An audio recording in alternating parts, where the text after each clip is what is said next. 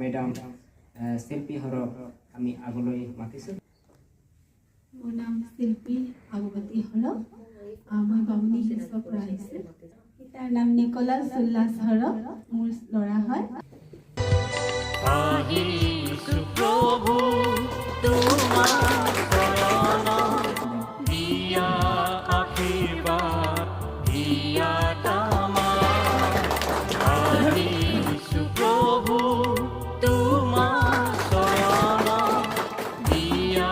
আমাৰ আজি মণ্ডলীত উপস্থিত আহিছে আমাৰ চালবাৰী বাপ্তিষ্ট চাৰ্চ চাৰিদুৱাৰৰ পৰা। কি যে অশ্ৰু বাগৰে হিয়া তামাৰ তুমি আমাক দিয়া ক্ষমা কৰি কবাহিনে তোমাৰ মহান বাণী আহিছোঁ প্ৰভু তোমাৰ চৰণ দিয়া আশীৰ্বাদ দিয়া তামাৰ।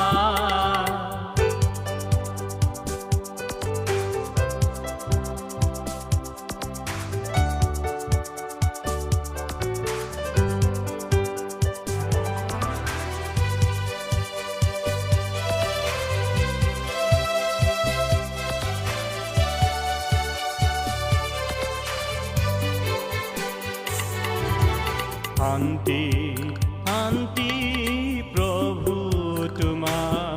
এইখিনি সময় আমি বিশেষকৈ আমাৰ কাৰ্যসূচী মতে মিষ্টাৰ লবনু বৰদলৈ দেৱলৈ মণ্ডলীৰ ফালৰ পৰা শলাগৰ শৰাই বুলি এটা কাৰ্যসূচী ৰখা হৈছে। আৰু সেইটো কাৰণে মই মিষ্টাৰ লবনু বৰদলৈ দেৱক মই খন্তেক পল্পিতলৈ আমন্ত্ৰণ কৰিছোঁ। এওঁ হৈছে মিষ্টাৰ লবনু বৰদলৈ, আৰু ঈশ্বৰে তেওঁক বহুত ডাঙৰ আশীৰ্বাদ কৰা এজন ব্যক্তি হয়। আৰু তেওঁক আমি আজি শলাগৰ শৰাই দিবলৈ কিয় বিচাৰিছোঁ, কিয়, কাৰণটো কি? তাৰ কাৰণটো হৈছে আপোনালোকে যি এই ব্ৰেঞ্চত বহি আছে এতিয়া, এই সম্পূৰ্ণ তেওঁ নিজে ঘৰত তেওঁ মিস্ত্ৰী লগাই গোটেইখিনি একদম সম্পূৰ্ণ লোহাৰ কাঠ দি একদম পিছফালে বাইবেল থ'ব পৰা ব্যৱস্থা সম্পূৰ্ণ তেওঁ কৰি দিছে। বৰদলৈ দেৱক আমাৰ দিবলৈ একো নাই, কাৰণ আমি তেওঁনো কি দিম, কিন্তু আমি কেৱল মৰম, আপোনালৈ মৰম শ্ৰদ্ধা আমি জনাব খুজিছোঁ। সৰ্বপ্ৰথমে আমি মণ্ডলীয়ে আমি তেওঁলৈ এখনি চেলেং চাদৰেৰে সৰ্বপ্ৰথমে আমি তেওঁক আমি সম্ভাষণ জনাম। সকলোৱে নাখাত তুলি দিম।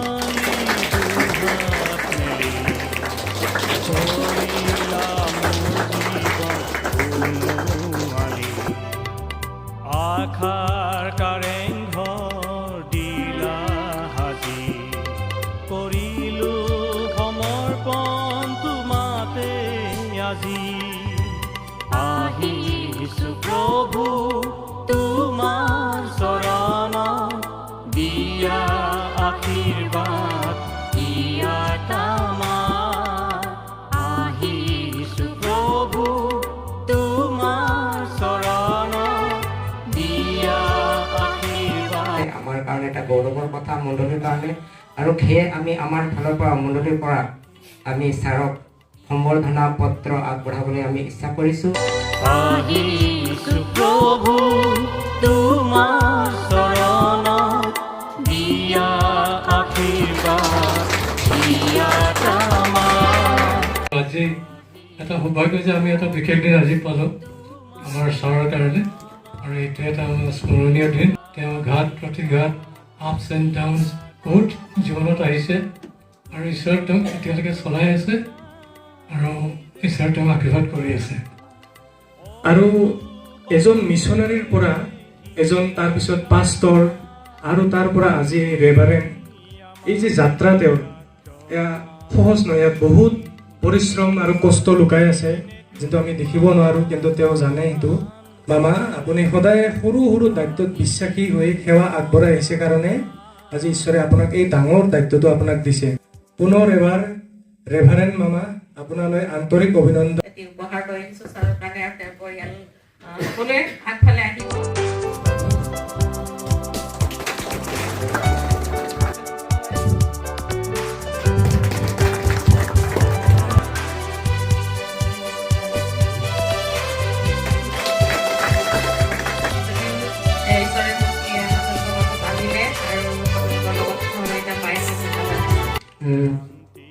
মিছনাৰীৰ পৰা কাষ্টৰ পৰা আজি ৰেভাৰেণ্ডলৈ কেনেকৈ আহিল এই সকলো যিবিলাকে তেওঁৰ সান্নিধ্যত আছে তেওঁৰ লগত আছিলে তেওঁৰ লগত চলা ফুৰা কৰিছে সম্বন্ধ সকলোৱে জানে আৰু ময়ো জানো তেওঁৰ লগত বহুত ঘূৰিছোঁ নাগালেণ্ডলৈ গৈছোঁ আজি আমি যি শুনি পালো ছাৰে ৰেভাৰেণ্ড পালে সেইটোৰ কাৰণে ঈশ্বৰক আকৌ ধন্যবাদ আকৌ এবাৰ জোৰত praise the lord com praise the lord ঈশ্বৰৰ ডাঙৰ মহিমা হ'ল যে আজি ছাৰে এনেকুৱা এটা জেগাত পালে আমাৰ ল'ৰা ছোৱালী আমি চব পৰিয়ালে আনন্দিত আছোঁ আমি আপোনাৰ লগত আছোঁ দুখ কষ্ট যি হ'লে বিপদ আপদ হ'লেও এনেকুৱা বহুত কষ্ট পাই আহিছোঁ কিন্তু হ'লে আজি বহুত আনন্দ দিন সুখী দিন আৰু ঈশ্বৰে তেওঁ আশীৰ্বাদ কৰক সেইকাৰণে আপুনি আগে বাঢ়ি যাওক আমি সদায় আপোনাৰ লগত আছোঁ সবকে প্ৰেজ লৰ্ড মই ইমান ক'বলৈ নাজানো কিন্তু তথাপিও কিবা এটা ক'বলৈ চেষ্টা কৰিম ভুল হ'লে ক্ষমা মাগিছোঁ অলপমান আগৰ পৰা হিষ্ট্ৰীৰ পৰা যদি ক'ব যাওঁ যেতিয়া আমি চাইডৱাৰ্ড আছিলোঁ আমাৰ সৰু ৰুমত আমি প্ৰেয়াৰ আৰম্ভ কৰিলোঁ তাৰপিছত বাৰাণ্ডাত কৰিলোঁ বাৰাণ্ডাত কৰাৰ পিছত এটা বাঁহৰ ঘৰ গীৰ্জাঘৰ মানে বনালোঁ তাতে মানুহ বেছি হৈ যোৱাৰ কাৰণে আমি আকৌ এতিয়া এইটো ঘৰটো নিৰ্মাণ কৰিছে মই পাপাৰ লগতে যিমান পাৰিছোঁ সহায় কৰিবলৈ মই চেষ্টা কৰিছোঁ আৰু আগন্তুক দিনবিলাকতে মই এনেকৈ কৰি যাম বুলি মই আশা কৰিছোঁ আৰু আপোনাক বহুত বহুত কংগ্ৰেচুলেশ্যনছ আৰু মোক যেতিয়া কোনোবা সোধে তোমাৰ দেউতা কি কৰে মই কৈছোঁ বহুত ডাঙৰ কাম কৰে বহুত ডাঙৰ অফিচাৰ হয় কি কৰে তেওঁ ঈশ্বৰৰ কাম কৰে আৰু সেইটো মই বহুত গৌৰৱ কৰোঁ ইমানেই কৈ ধন্যবাদ দিছোঁ প্ৰভু তোমাৰ চৰণত দিয়া আশীৰ্বাদ ইয়াত আমাৰ আহিছোঁ যিছু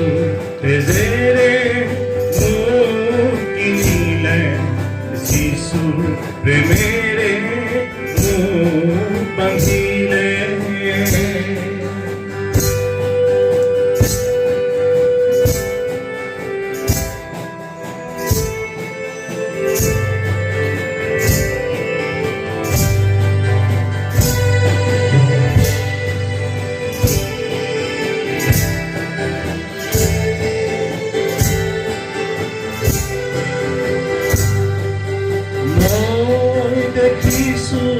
আজি